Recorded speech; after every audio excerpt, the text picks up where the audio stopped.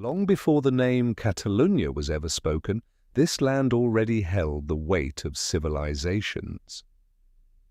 Stretching along the northeastern edge of the Iberian Peninsula, where the Pyrenees Mountains descend toward the shimmering Mediterranean Sea, a people known as the Iberians carved their existence into the rocky hillsides and fertile coastal plains.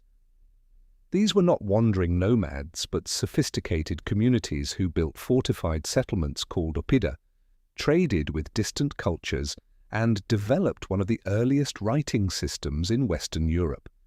Their language remains only partially understood, a mystery etched in stone that modern linguists still work to decode. The land they inhabited was rich, generous with its harvests, and strategically positioned between two worlds. From the east came the Phoenicians and the Greeks, maritime traders who established colonies along the coast. The Greek settlement of Emporion, founded around 575, before the Common Era near present-day Girona, became a thriving hub of commerce where olive oil, wine, and ceramic vessels changed hands across the ancient Mediterranean network. These encounters did not erase the Iberian identity but layered new influences upon it, creating a cultural mosaic that would define this region for millennia to come. The arrival of Rome changed everything. During the Second Punic War in 218, before the Common Era, Roman legions landed on Iberian shores not merely to fight Carthage, but to claim a territory of extraordinary strategic value. What followed was centuries of Roman presence that fundamentally reshaped the landscape, the language, and the social fabric of the region. Roman engineers constructed roads, aqueducts, and amphitheaters that still partially stand today. The city of Barcino, founded in the 1st century before the Common Era on a gentle hill between two rivers, would one day become Barcelona. Roman governance brought Latin, and from Latin would eventually emerge Catalan, a Romance language with its own distinct rhythm and character. The population absorbed Roman customs while retaining deep local traditions, a pattern of cultural resilience that would repeat itself across the centuries. As the Roman Empire weakened and eventually fractured, new forces moved across the land. The Visigoths established their presence in the 5th century of the Common Era, and for a time the region existed in a transitional space between the ancient world and the medieval one, neither fully one nor the other. In 711 of the Common Era, Moorish forces crossed from North Africa and swept across the Iberian Peninsula with remarkable speed.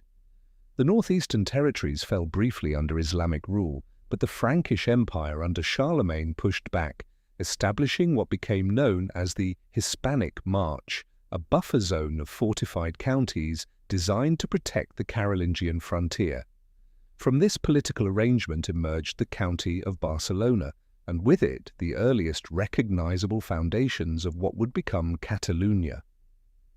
The Counts of Barcelona were not merely military commanders, but shrewd political architects. Through strategic marriages, alliances, and territorial expansion, they extended their influence across the Pyrenees and deep into the Mediterranean. The union of the County of Barcelona with the Kingdom of Aragon in 1137 created a powerful confederation that would project Catalan influence across the Mediterranean world, establishing dominion over Sardinia, Sicily, and parts of Greece.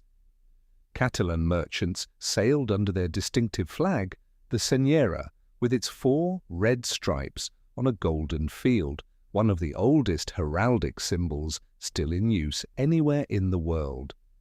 Gothic cathedrals rose from city centres, their stone spires reaching toward skies that had witnessed centuries of transformation. The 15th century brought seismic change. The marriage of Ferdinand of Aragon and Isabella of Castile unified the major Iberian crowns, and the discovery of the Americas in 1492 shifted the economic center of gravity westward toward the Atlantic. Catalunya, oriented toward the Mediterranean, found itself increasingly marginalized within the new Spanish imperial project. tensions accumulated over generations, erupting violently in 1640 during the Reapers' War, when Catalan peasants and urban workers rose against Castilian military occupation. The conflict lasted nearly 2 decades and ended with significant territorial losses. The War of the Spanish Succession in the early 18th century proved even more devastating. Barcelona fell to Bourbon forces on September 11, 1714, a date commemorated every year as the Catalan National Day. The subsequent Nueva Planta decrees abolished Catalan institutions and suppressed the Catalan language in official life, yet the language and the culture endured in homes, in markets, and in the hearts of ordinary people. The 19th century brought industrialization and with it a cultural renaissance known as the Renaixença, meaning the rebirth, which celebrated Catalan language, literature, and art. Barcelona transformed into one of Europe's most dynamic cities, its skyline reshaped by the visionary architecture of Antoni Gaudí, whose organic, almost living structures seemed to grow from the earth itself. The 20th century brought democracy, dictatorship under Francisco Franco, suppression again, and ultimately restoration. Today, Catalunya stands as one of Europe's most culturally vibrant and economically significant regions, carrying 25 centuries of accumulated memory in every stone, every song, and every spoken word of its ancient, living language.